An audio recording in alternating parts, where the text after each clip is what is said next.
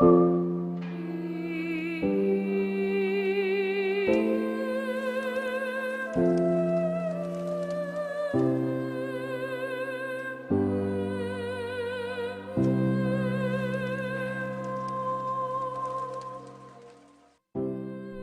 between the Adriatic Sea and mainland Italy, the city of Venice attracts millions of tourists every year. Its timeless architecture, souvenir shops, and outdoor eateries make it an ideal vacation destination. But Venice is more than glass blowing and gondola rides. The city built on the sea was once the center of the Western world, a thriving political power and a major contributor to world culture.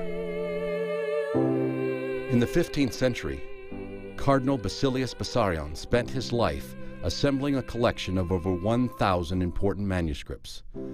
Pressured by the fall of the Byzantine Empire, he launched a rescue operation and delivered the collection to Venice, where it became the nucleus of the Bibliotheca Marciana. This library, in the cultural crossroads of the world, became a safe haven for the threatened manuscripts and gave assurance that they would be read. The world would soon discover one of the most powerful and influential texts in Bessarion's collection was the Homeric Iliad.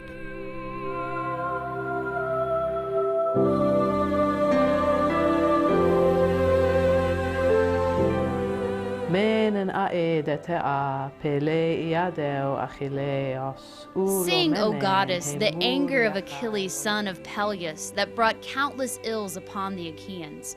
Many a brave soul did it send hurrying down to Hades, and many a hero did it yield a prey to dogs and vultures. For so it was the will of Zeus, fulfilled from the day on which the son of Atreus, king of men, and great Achilles, first fell out with one another. So begins the Iliad, the epic poem of the Trojan War, a literary pillar of European civilization.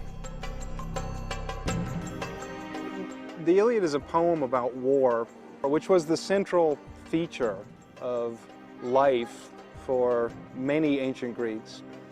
In its story, which deals with a few weeks in the middle of a very long war, it deals with ethics and values in a way that may not have been surpassed for complexity and subtlety since. But just the use of the language and the pictures that it creates for you in the middle of a battle, in the middle of this climactic battle, to me is incredible. The Iliad is in some ways the star that holds together the constellation of Greek mythology.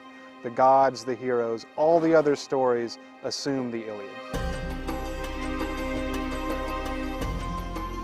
So the Venetus A is the oldest extant manuscript of the Iliad. It's a complete manuscript of the Iliad, and it's from the 10th century, so it's the oldest complete witness we have. It's one of the most famous manuscripts from antiquity, and it's especially rich in its preservation of information both of the text and about the text. When I look at the Venetus A and look at everything that's there, the illustrations, the comments in the margins, the comments in the narrow margins, the comments between the lines, the little summaries of each chapter, the conclusions on each chapter, it really makes me think that the scribe who copied it out was in the 10th century trying to make really the equivalent of the deluxe DVD version of the Iliad, with the feature presentation and the deleted scenes and the commentaries, the chapter markers, just every single thing that he had at his disposal about the Iliad. And what is fascinating in this book is the fact that it embodies, in practice, all what the Greek world was expressed about Homer in centuries of intelligent understanding and study. Though the Venetus A is immensely significant to the study of the Greek classics, almost no one ever sees it. Every time it is removed from storage, every time its pages are turned, the book suffers. The librarians at the Marciana keep it under lock and key to protect it from deterioration. Some scholars believe that the technologies of the digital age offer a unique solution to this problem. Their goal is to take high-resolution digital pictures of each page of the Venetus A. A digital version of the Venetus A will ensure that the information contained within the manuscript pages will survive well into the future and allow anyone, anywhere, to study the book.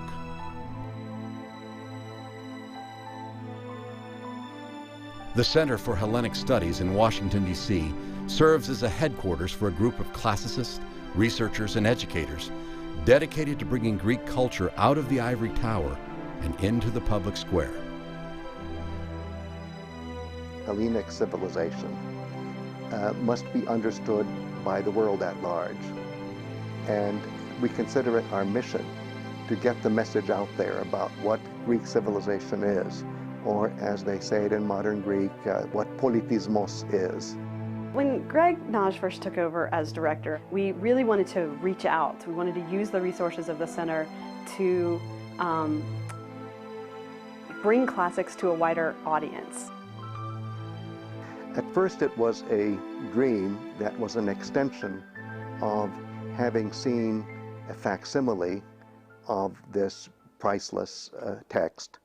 That facsimile had been produced in 1901 by the great Italian humanist Comparetti. Comparetti's 1901 facsimile edition was useful in certain respects, but of course we're able to move far beyond that. As a photograph, it was a breakthrough to be able to have that image. But it was inadequate because the resolution isn't good enough to see all of the interlinear writing. Comparetti's lenses that he used couldn't hold focus out to the edges of the page. The pages are too big, and unfortunately some of the tiniest writing is in the margins of these pages, and so right where you'd want his lens to be the sharpest, focus, it failed him. Even that facsimile edition is only available in a couple of libraries in the United States, maybe 5. It was such a small print run, and it's such an enormous book, and very few libraries would even have that. That photography was on negatives. It was analog. It was subject to the same deterioration that the text itself is subject to. And time continues to erode the very rich and descriptive piece of history that this represents.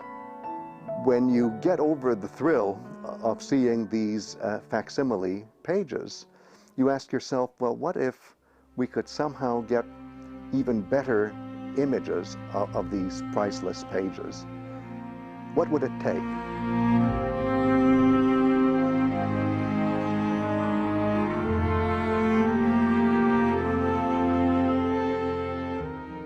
One thing that strikes me about this project is the cooperative nature of it. It involves a very large number of people, very technical people and more traditional classical scholars. The team that we assembled to undertake this mission of capturing the images of the original Venetus A was quite a crew. There were people who were world famous for the work they had done on conservations of texts. There were professors, there were people who were technologically very adept at one aspect of the task or another. Over 20 people came together in Venice. And I remember when all of this really became a reality, I could hardly believe it was a reality. It was like a dream come true. The goal of the project is to take extremely high-resolution digital pictures of the Venetus A and publish them online for the world to see. But before this goal can be realized, the team has to get permission to access the manuscript from the Marciana Library, whose conservators and archivists have cared for the book since the 16th century. We got into correspondence with the people who run the Biblioteca Marciana, who were very collegial and were eager to help, but who also pointed out to us all the logistic problems. One of the factors that was most significant is to be able to access the manuscript while safeguarding its physical condition.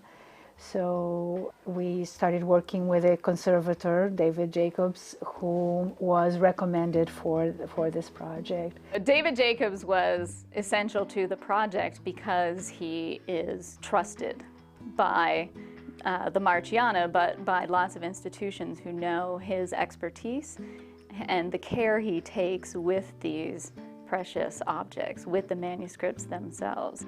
Lots of objects put through imaging photography and they're not really suitable for it. An object like this, we had to be 101%, 10,000% sure that it was going to be safe throughout the whole process. So first it was actually looking at the physical condition of the object to make sure it could be examined, looked at many times over. And then once we'd addressed that issue and I examined it and looked at it and we all agreed that it was safe to image, we could then think about how we're going to control the book and the environment we're going to be working in. And that's when I started to bring other people into the project that are expert in controlling environments. Dave and I came over in February to look at the room we're working in, which is about 5 meters long by 4 meters wide by 3 meters high. And then work out how the environment was, how stable the environment was in the room, what was going on, and to give us an impression about how the environment worked and how stable the book would be when it was being worked on. We obviously knew that the environment was going to get very hot and very humid in the room once we started work. So from February right up to May, we were monitoring the environment in real time and working out how we could control the environment in the room. Protecting the precious manuscript from damage is crucial. Light, heat, humidity, and handling cause ink to fade and parchment to crack. The conservators do everything in their power to keep the room dark and cool. Only they can touch the book. So one of the things we were concerned about was how we were going to support the manuscript when it was being imaged. And at the moment, there's really only one piece of equipment that would do that for us, and this is the cradle that's made by Manfred Meyer. I actually asked Manfred if he would come along and be a part of the project and be the lead person in building and setting up the cradle for us. The conservation copy stand is designed to safeguard the manuscript and expedite the imaging process. Its many configurations allow for a minimum of stress on the book's binding and maximize the camera's ability to capture all of the information on the page. A vacuum system allows the conservators to hold the pages in place without putting weight on them. When we invented it 10 years ago in Graz, in the University Library, where I work as a conservator, we thought the book shouldn't be under more stress than under normal use by a reader. So no glass plate, no extra mounting or holding down the pages with some equipment. And the book shouldn't be opened more than, let's say, 120, 130, 140 degrees, so not flat. So as it was at that time when we started in the 90s, it was usual to open it completely, then put a glass plate on it in order to get flat images. Right. And that's what we don't want, especially for tight-bound volumes. The pages of the Venetus A are wrinkled with time. To ensure the highest fidelity, the team faces the challenge of taking two-dimensional photographs of pages that are, in fact, three-dimensional objects. When we were looking at how to get more from this project to maximize what we're going to do with it, I suggested that they get in touch with Dr. Brent Sellers, who I've worked with on other projects, to come along and add his techniques, his knowledge, and the advanced imaging processes he's been used to create 3D versions of manuscripts. It's really interesting to be able to capture three-dimensional information along with these high-resolution photographs. The reason is that the pages aren't flat. They roll up and down, and so if you're truly going to capture an accurate facsimile of the way this book looks, if you were to actually sit down and just look at it, you really need to know the exact shape. To capture the shape of each page, the team uses a robot arm that projects a laser onto the object and generates a 3D cloud with millions of points.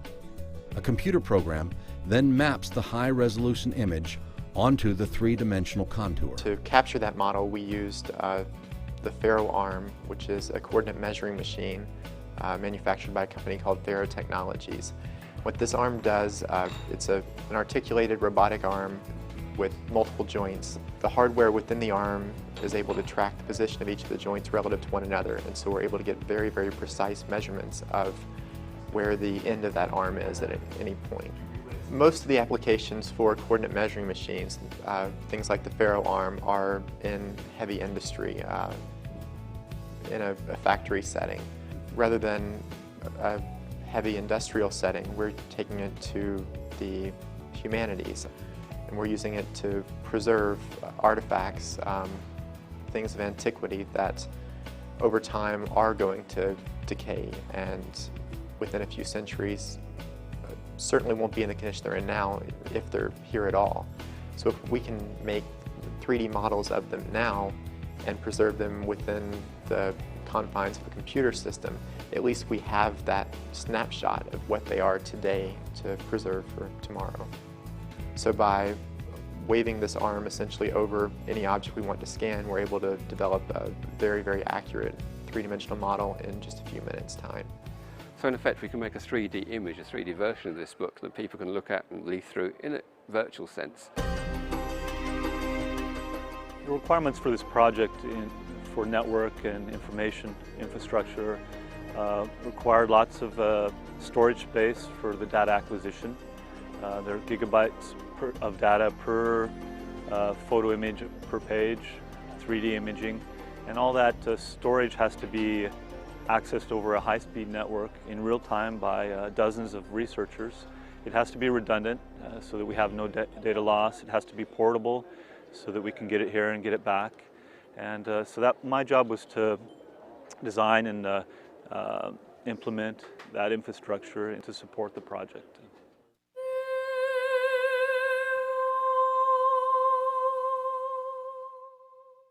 After years of preparation, the team finally arrives in Venice in May of 2007 to begin the actual work of imaging the Venetus A. I have to tell you, when we came into the city on the water taxi, the waterway opened up and we saw the Grand Canal. I think the enormity of what we're doing really hit me.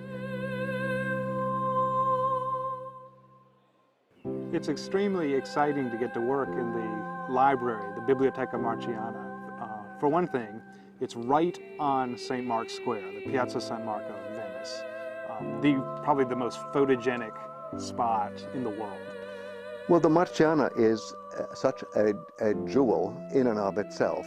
It's a piece of history that just radiates so many different phases of human experience. As you walk into the Piazza San Marco, and you see the Marciana Library and the waters that were sailed by Marco Polo hundreds of years ago, you realize the interesting juxtaposition of technology on the one hand and the age and just nature of this place on the other.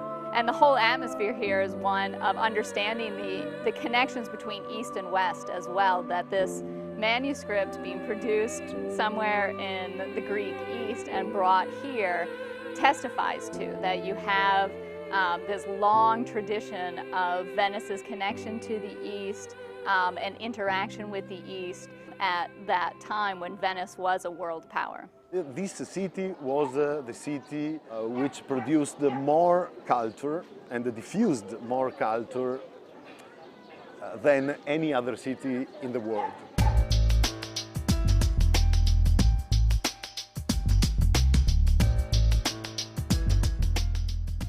Everything in Venice is accessed by boat or by foot, by cart, so there are no cars here. When we brought our equipment, we had quite a bit of gear to apply to the manuscript, so we needed to bring it in by hand. Bringing together all of this equipment, all of this electrical equipment, some of it from Italy, some of it from Austria, some of it from England, some of it from the United States. That alone has been quite a challenge. In Venice, every apparently simple thing becomes a problem because the transport is difficult and also, and of course, expensive. We have to ride the Vaporetto, which is the water bus, and it's crowded. People cram on there as tightly as they can, just like sardines, and takes about an hour, hour and a half to get somewhere. So it was a fun, long boat ride. But we're here now with all the equipment, so no more worries. The team spends the first week setting up and organizing equipment, solving logistical problems, and preparing the workroom for the imaging process. So the first couple of days at the Marciana were pretty interesting. No one was exactly sure what was going on. I don't think the Biblioteca was expecting a party quite like we were bringing. Working in the library has its challenges, though. For one thing, the library, when it was built, had no electricity. Electricity was not even dreamed of then. It's been renovated many dozens of times since then. And of course, no one ever imagined that it would be put to the use that we're putting it to. We're limited space in the library to work in. They could only give us a small storeroom that we had to convert into a digital studio. The room's got many problems, some were difficult to overcome, some which we could overcome with machinery, equipment and knowledge. The biggest problems were that the floor is suspended, so every time somebody walks across it, it bounces and moves. We're on the second floor of a very, very old library, and every time someone walks down the hall, you can feel everything move. This vibration is going to be there? That's okay. There's no environmental control in the library at all, so there was no way for us to control the temperature, humidity, light levels without bringing in equipment of our own. Obviously, it's a difficult place to work. We're working through the interpreters to try and get specialist equipment to control the environment, but we've done a pretty good job. We've got a little dehumidifier in the room, and we monitor the RH and temperature in the room around it, and we control the dehumidifier to control the humidity in the room, and basically we keep it now around about 50% humidity. So in an ideal situation, you'd be working in a photo studio where you're trying to control as many of these variables as possible. We don't have that luxury. Have you used the two different ways to do it? The challenging conditions of the library lead to a disagreement within the team about which camera to use. They must choose between a scanning back camera that takes several minutes to produce an image and a one-shot camera, a Hasselblad with a Phase 1 40-megapixel digital back. Due to the types of conditions we were in, that we were in a room that was confined, the floor bounced, we couldn't really use a scanning back. The floor was quite springy. Any slight movement in the pages, it would be quite obvious during that 5-minute scan that there was movement. So we had to convince people that the one-shot back was going to be more suitable. The cost of that, though, is it does not provide as high of an image resolution and image quality as the other device. Why that's critical is because we don't anticipate that we will have an opportunity to go back and re-image this manuscript. So we wanted to try to provide the maximum amount of resolution and image quality as possible at this time. Ultimately, the conservators decide the question. Although in ideal conditions, the scanning back camera would yield the better results, they can't allow the manuscript to be exposed to so much light, which would damage the pages. The scanning back camera is out of the question.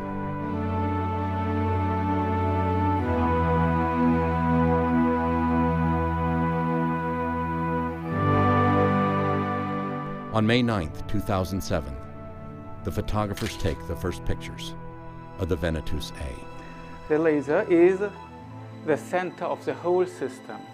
If the laser meets the page, like here, then you will get distortion-free images all the time. Now we must adjust the camera, then we can do our first image. Lights, photographer, action. The photographers and classicists examine the images on their large monitors. They can see every detail, down to letters only 1 millimeter high. They can even see the pores of the goatskin.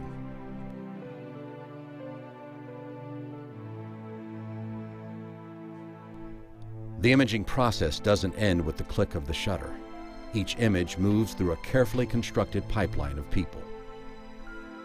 For every photograph we take of each page of the manuscript, there's a conversation among at least 3 different groups of people.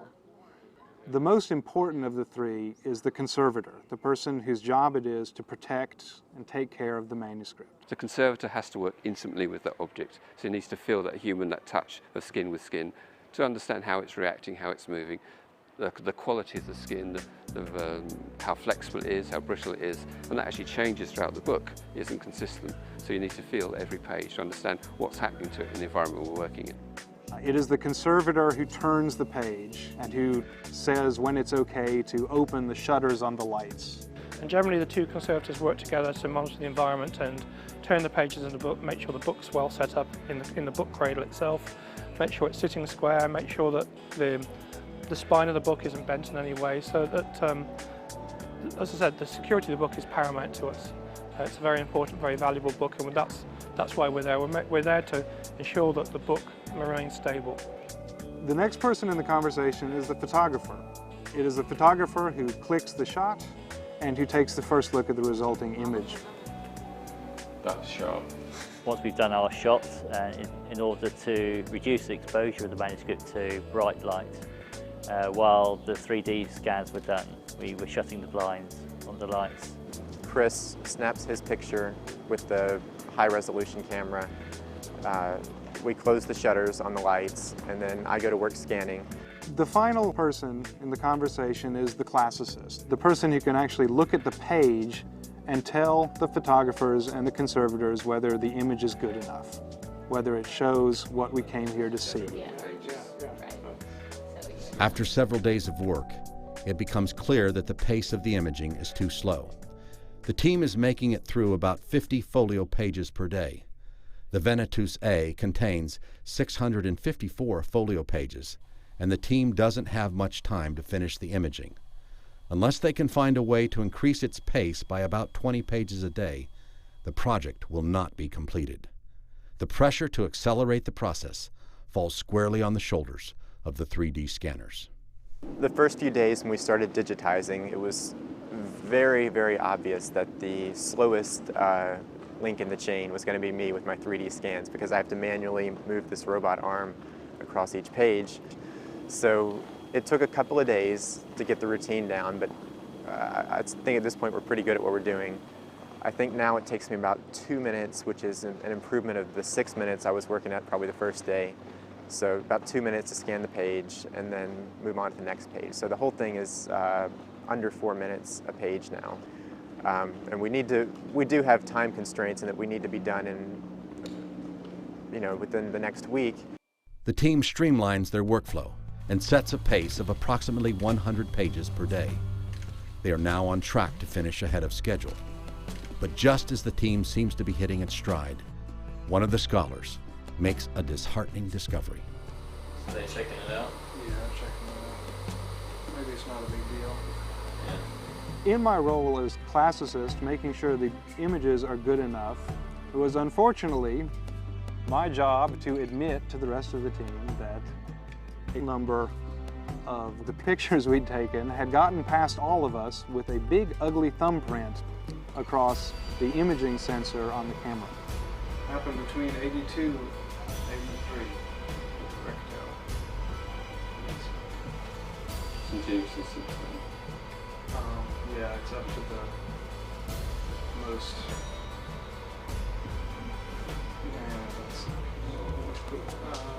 I'm sorry, David. This was a disheartening moment. David Jacobs was extremely calm and professional and kind when we discovered this. He simply looked at the screen, said, "Oh, we'll have to reshoot it." Can you talk about the thumbprint? Do you have sound bites from Chris about that? Which thumbprint was that? Not the thumbprint. We don't recognize the thumbprint. It happened the middle of Tuesday morning, I think. And going back, we discovered that the thumbprint appeared between the second and third photographs taken on Monday morning. Discouraged by the setback and eager to make up for lost time, the team elects to forgo the 3D scans on the reshoots. While this allows the team to get back on schedule, it dismays the 3D imaging group, who were counting on the photographic images and their 3D scans to match perfectly. They decide to put this problem on hold until they can get back to their lab in Kentucky. In an effort to preserve as much of the manuscript as possible, the photographers also take close-up and ultraviolet shots. Just like our skin absorbs ultraviolet light and causes it to get tan, the skin of the parchment will absorb ultraviolet light. The ink will send it back. And so it will help differentiate the ink from its background much more. Due to the types of ink, they fluoresce very nicely, and we get quite a lot of detail recorded where text has been rubbed out, the inks have been worn away, or just degradation generally that would otherwise be missed under conventional lighting. We've probably done around 80 folios from the A manuscript. Our technical experts from England have put signs up on the door saying, no admittance without sunglasses, sunscreen, at least 50, SPF 50 sunscreen, 50, sunscreen, and long sleeve clothing, because evidently it's a whole lot of UV in there. They say it's more dramatic than any tanning bed you're likely to find. But the tans are great. And the burns, look at the melanomas there. So the way we had to mitigate this was working very, very quickly. That's the way we could do it, manage the situation.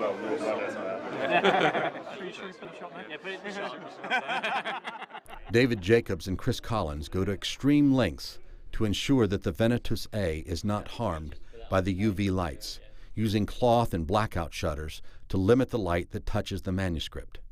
In this way, the conservators vastly reduce the impact of UV imaging while still gaining the benefits of revealing lost text.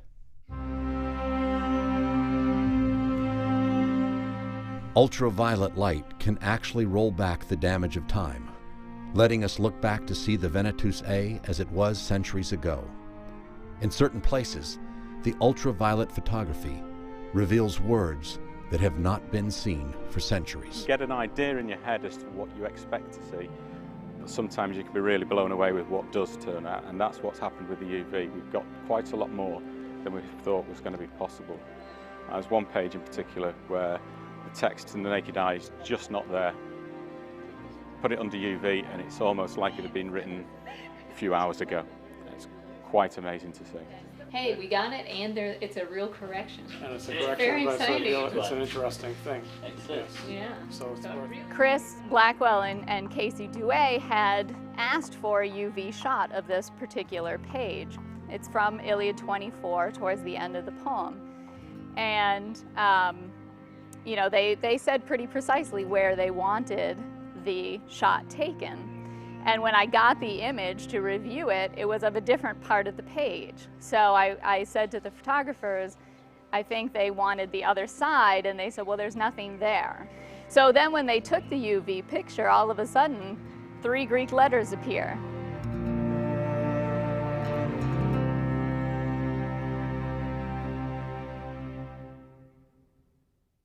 So here on the right-hand margin of this right-hand page, there was one word with a sort of a little mark that seemed to mean you substitute this for something else that was there, just like a proofreader's mark when you're correcting proofs of a book. This is at one of the most beautiful and poignant parts of the whole poem, in which Priam, the father of Hector and the king of Troy, has gone in person at great danger to himself to Achilles, his greatest enemy, to ask for the body of his dead son Hector back. And Achilles returns Hector's body to his father, and this is when Priam's now taking Hector's body home. And what the word that's in the text is ag, and the word that was in the it's really just a syllable, and the word that's in the margin is fer. And these are 2 verbs that are commonly used even together as an expression, which is the way you say what you do when you plunder a city. You pharaoh and you ago all the stuff. And here we're talking about a corpse as a valuable object that Priam's taking away with him. And so in different performances, there might be a different understanding of whether this is still to be considered an animate person, or now, because he is dead, whether he's an inanimate object and you pharaoh him. The origins of the Homeric poems are shrouded in mystery, and accounts of their creation mingle fact with legend. The big question in Homeric studies is what accounts for these poems? Why do we have an Iliad and an Odyssey? They're fully formed, but we know nothing about the circumstances in which they arose. Text is something written down, something that, in theory anyway, is the product of an individual. And for a long, long time, not necessarily in antiquity, but for a long, long time in the history of Western culture, people have thought of Homer as an individual, as George Homer. We call him one person. In the later periods of Greek civilization, intellectuals would talk about the writing of the Iliad by Homer, the writing of the Odyssey by Homer. But if you look at earlier periods, as represented even by the great philosophers Plato and Aristotle in the 4th century BCE, it's uncanny that they don't say that Homer wrote the Iliad, wrote the Odyssey. And the word grapho, which we translate as write, is never used by either of those intellectuals and is not used by earlier sources either. There's no information that survives from antiquity, no reliable information at least, that tells us anything about the lifetime of a man called Homer. At different points in history, there was a great belief in the figure of Homer. Classical scholars may say things like, this particular Greek word has this meaning in Homer. And when they say that, they mean in the Iliad and the Odyssey.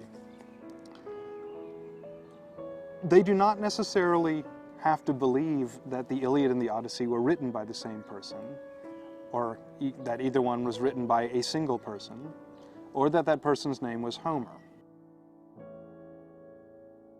The Iliad and the Odyssey are the end result of a very long stretch of evolution in a very rich oral tradition, a long stretch that might have lasted well over a millennium. And during that period of evolution, Homeric tradition kept changing. They were composed over hundreds of years by hundreds, thousands of singers who were part of a tradition of composition and performance. In the archaic and classical periods, the Iliad and Odyssey were performed at the Panathenaic festival in Athens. We know that for sure. And in fact, it was a contest. Rhapsodes performed, and they were competing with the other rhapsodes who were also performing before and after them. But I think there would have, we can't know for sure, but I think there would have been many other venues for hearing the Homeric poems. But the important thing to understand is that hearing the Homeric poems was how people knew them. They knew them in performance. In this oral tradition, you have singers who know the song and know the techniques of singing it, but they compose it in performance. So in any one performance, it's composed anew, and yet is completely traditional. So we think that the Iliad and the Odyssey are poems that are the product of traditions, is that the kind of traditions that give you fairy tales or folk songs, where there's no one version of any folk song that's the right version. There are a lot of versions all the time. By the 5th century BCE, as the Greek world shifted into literacy, the Iliad also made a gradual shift from oral tradition to written text, and the Iliad became standardized as a single poem. Over the centuries, manuscripts were destroyed or lost, but through good fortune and popularity, the Iliad was copied frequently enough that some complete manuscripts survived to be copied again. The existence of these manuscripts, including the Venetus A, is what makes it possible to read the Iliad today. One of the symbolic values of having created images of the Venetus A is that after the tragedy that occurred for Greek civilization, which is the capture of Constantinople, one of that city's most priceless treasures has not only found its way back to the Greek-speaking world, but really to the whole world. The digital age is revolutionizing the way cultural artifacts are accessed and preserved. As long as we were limited to printed books in physical libraries, the true richness of the Homeric tradition was inaccessible to any but a few very dedicated professionals. As you put scholarly materials online, you you create the possibility of engagement with those resources by a much wider variety of people worldwide than one might ever have imagined in the past. A digital environment opens up access, it opens up communication to a wider group of people. I feel myself encouraged by what Bessarion himself thought, because his aim was not to collect for a selfish reason all the masterpieces of ancient culture, but he want them to be read. Once the Venetus A images are published by the CHS under this license that allows people to use them freely without asking for permission, the genie will be out of the bottle. It will be impossible for anyone to say that electronic publication is somehow lightweight. I mean, here is a priceless resource for our discipline, inaccessible, except for this method of publication. And the fact that the CHS will have used its resources and its prestige to publish something freely is going to be extremely important. The task of digitizing the Venetus A and the 500-year-old library has been monumental. The team has met every challenge, from the shaky floor and blown fuses to stifling heat and fatigue. But now, the imaging is complete. The scholars are delighted with the quality of the images. The images have been incredible. They have brought out much more than I imagined that they would be able to. I've been in photography for 20 years, 20 plus years, and what you can get out of the manuscript is superb, I have to say. When you sent that first JPEG and I opened it up, my first reaction was, there's different colors. You know, that the ink is a different color just for the poetry versus the scholia, let alone the painted initial. It's like we've landed in Oz. Right, exactly. As a photographer, I got expectations of what I knew the camera could do and what I expected it to do. And it's fulfilled that. And for the scholars, it's showing the text in an easy, readable format. In fact, in many cases, far better than the original manuscript itself. I am dazzled by the images, especially for somebody like me who is very concerned about recovering pieces of information that earlier editions have stripped away. But the work is not yet done. The 3D mapping team from Kentucky must find a way to reconcile the differences between the photographic images of the pages and the 3D data they took of the pages in different configurations. The shape and the picture, when taken right together, will line up perfectly. If they're not taken together, they don't line up because every time you turn the page and put it down, it takes on a slightly different shape. So we had to figure out a way to use the inferior picture, the one we didn't want, as a guide for lining up the really good picture so that it matched the shape perfectly. In order to do that, we found that we could use the text itself, the printout, if you will, that was on the shape. And we devised a way to look at the individual letters and match them up between the two images. We did that by using kind of a feature-based image algorithm. So it would find points in the dirty image and corresponding points in the clean image, and then be able to find some transformation that would map one onto the other. One of the really important things we discovered in solving this problem was that we could take the Comparetti and do exactly the same thing. We could take the images taken in 1901 and match them up with the shape that we acquired, and then make a direct comparison between what was photographed then 100 years ago and what we've photographed now.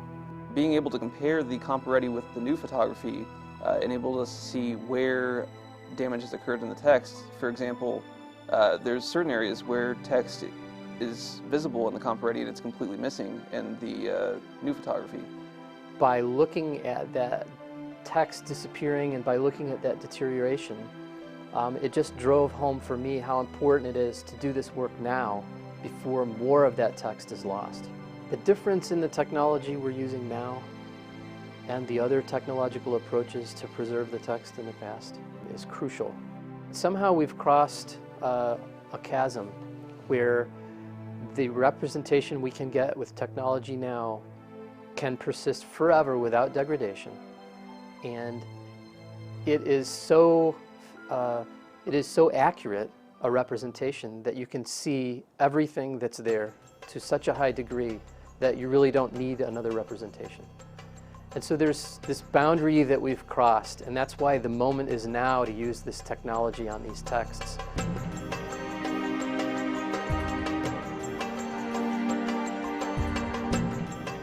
It's really amazing to be able to see in high resolution not only the photography but also the full 3D model of the page, and to be able to go around that and really see the structure of each page in the book.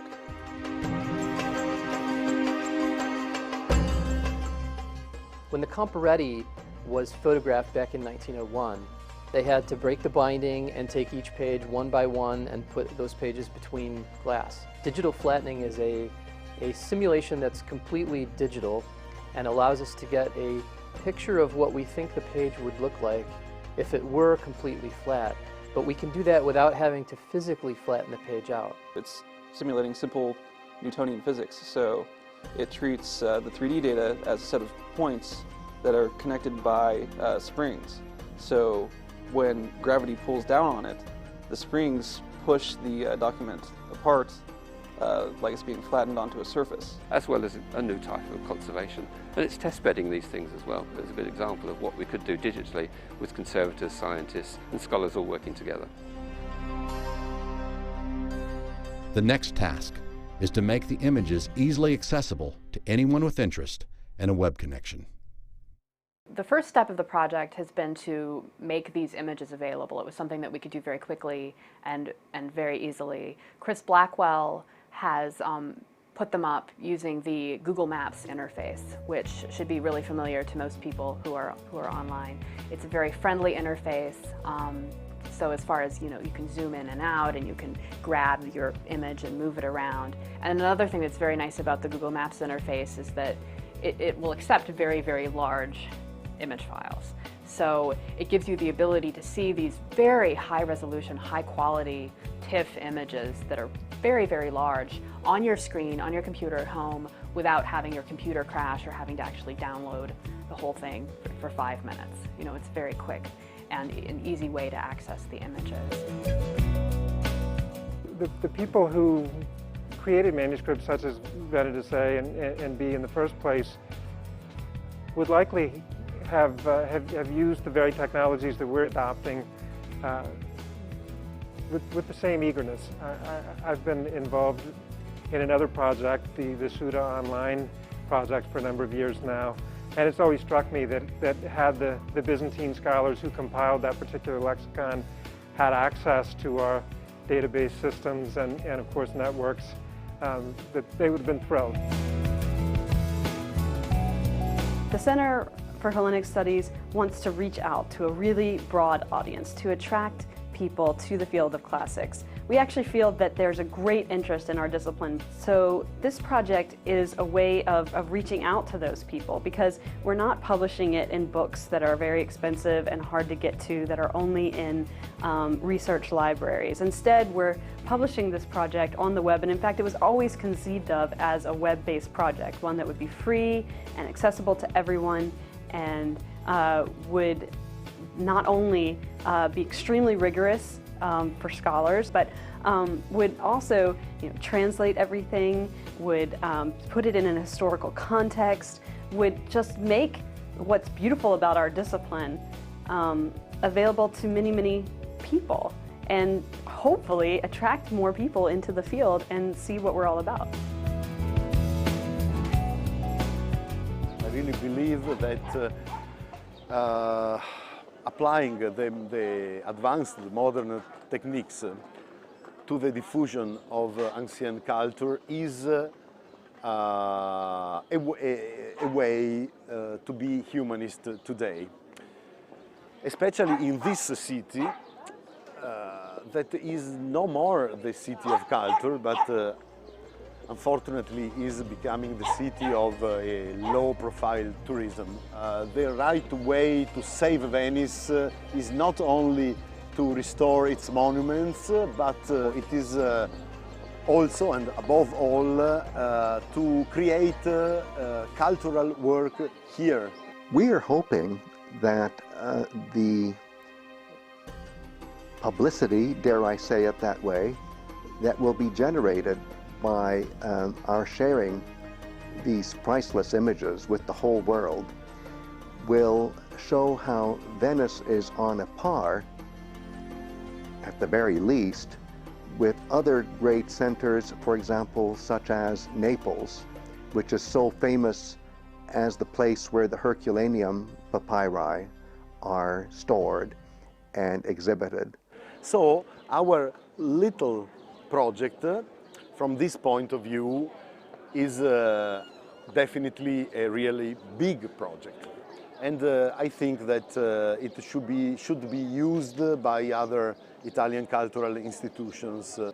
As an example, this way of work is the future already present. Thanks to Harvard and to the Marciana, we are going to have a very good thing done. I'm very happy. Just the work we're doing is enjoyable, because the basic aim of our job is to make sure the objects are safe, but also make sure as many people as possible get to see them. So I think that's the most fantastic bit about it. I've always said the only thing more romantic than coming here to photograph the codex is if we'd come here to steal it.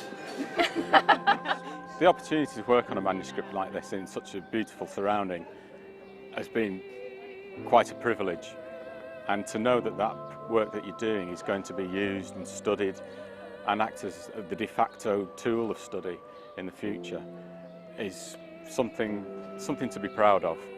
I've actually seen this whole thing physically, but the things that we're able to do with it and the promise that it has for research are extraordinary. One of the things that has really struck me as I've been working on the project here is how much more there is to do and how much more there is to learn and how much discovery there still is to be made, even though people have been working with this text for centuries.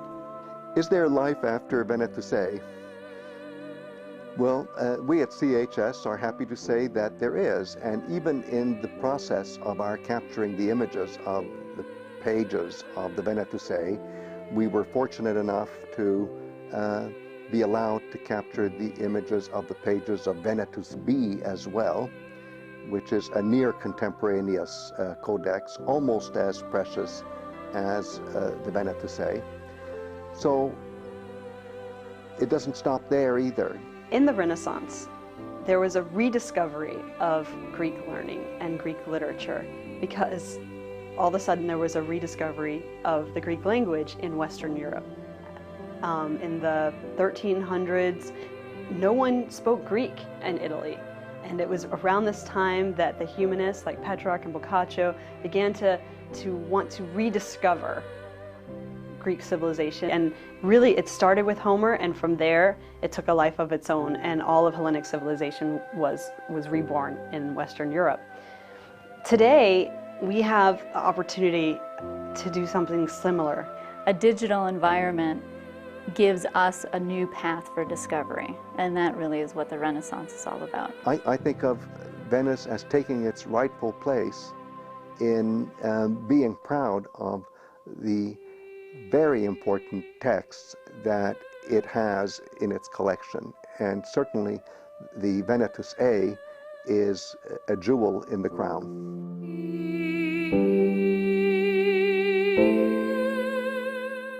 This digital renaissance brings transformative power that liberates precious texts from their archives and thrusts them onto a global stage.